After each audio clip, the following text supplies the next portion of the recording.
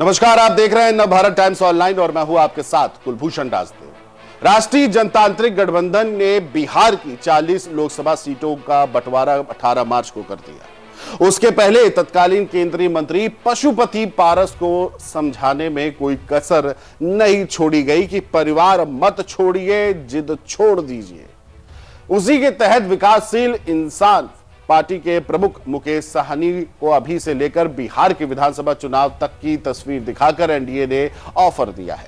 पशुपति कुमार पारस जिद पर अड़े रहे और 18 मार्च को सीट बंटवारे से अपना नाम गायब देख अगले ही दिन केंद्रीय मंत्री का पद छोड़ एनडीए से बाहर निकल आए तो पटना के राष्ट्रीय जनता दल अध्यक्ष लालू यादव इज्जत बख्शेंगे, लेकिन ना तो पारस को कुछ नसीब हुआ और ना ही साहनी को कोई डील कर सके। एक डील जन अधिकार पार्टी के सर्वे सर्वा राजेश रंजन उर्फ पप्पू यादव ने दिल्ली जाकर कांग्रेस से की, तो उसका हश्र भी आज महागठबंधन की पार्टियों में सीट बंटवारे के साथ दिखाई ही पड़ रहा है। अब इनका क्या होगा, यह भी बड़ा सवाल है।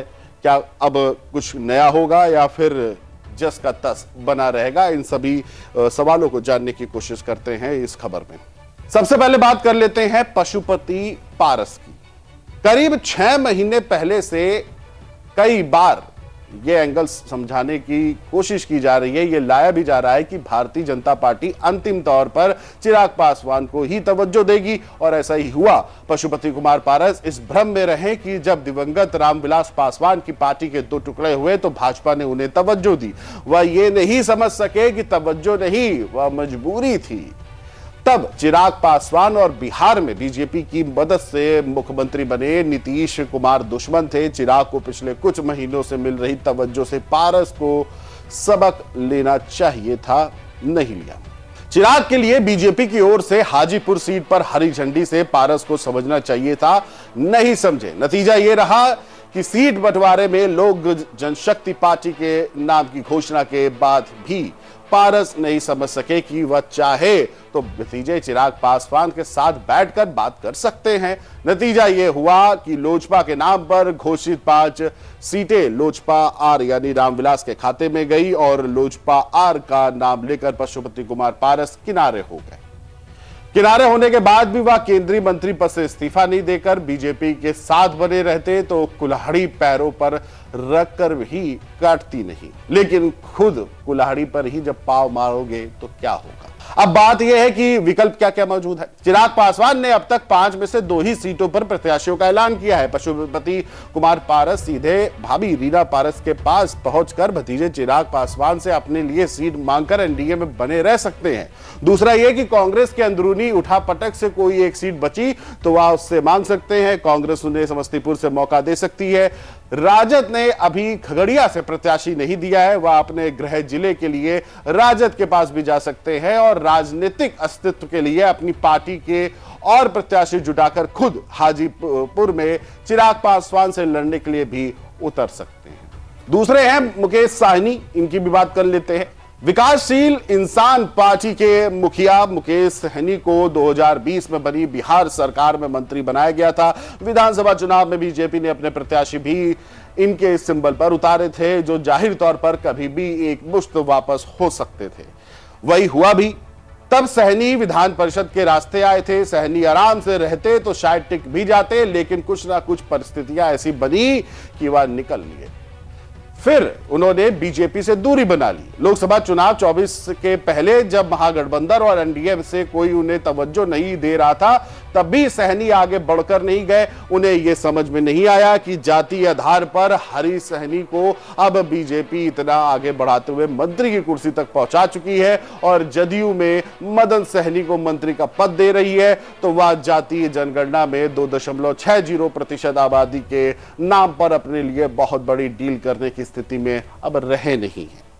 वह इस आधार पर भी डील चाहते थे और ये भी नहीं दिखाना चाह रहे थे कि उनकी ऐसी कोई खास चाहत है। इस चक्कर में एनडीए ने किनारे छोड़ दिया और 19 में इन्हें साथ रखने वाले महागठबंधन ने भी इनके लिए जगह नहीं बनाई गई। मुकेश सहनी के पास क्या विकल्प है कि वो पार्टी ने पिछली बार मधुबनी, खगड़िया और मुजफ्फरपुर से प्रत्याशी दिए थे।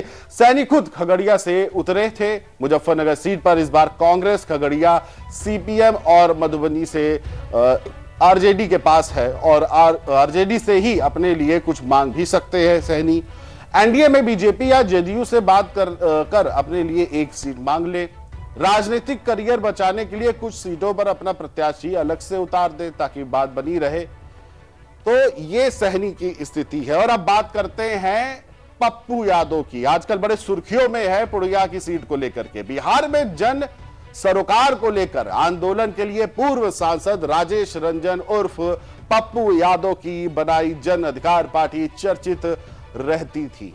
इस चर्चित पार्टी का पप्पू यादव ने कांग्रेस में जाकर विलय करा लिया। इस विलय से पहले वह राजद अध्यक्ष लालू प्रसाद यादव से मिलने गए थे।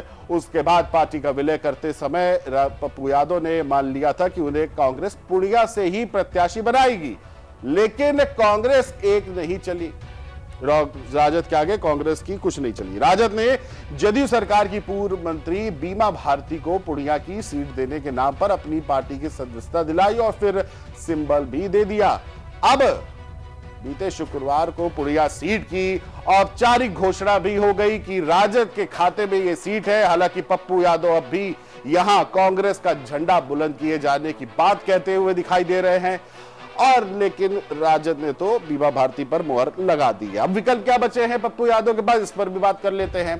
कांग्रेस समझौते के तहत पूर्णिया से पप्पू यादव को सिंबल नहीं देगी तो वह निर्दलीय खड़े हो सकते हैं।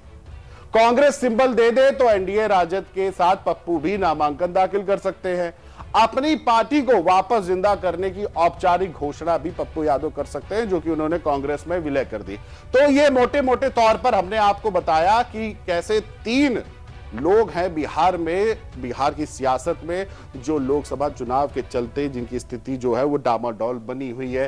सहनी है, पशुपति पारस हैं और पप्पू यादव है। अब इनके पास विकल्प क्या है, इस पर भी हमने चर्चा कर दी। अब देखना यह होगा कि ये कौन सा विकल्प चूज करते हैं, ये इन पर ही निर्भर है। फिलहाल अभी के लिए इतना ही। देश दुनिया की तमाम बड़ी खबरों के लिए आप देखते रहिए नवभारत टाइम्स ऑनलाइन। नमस्कार।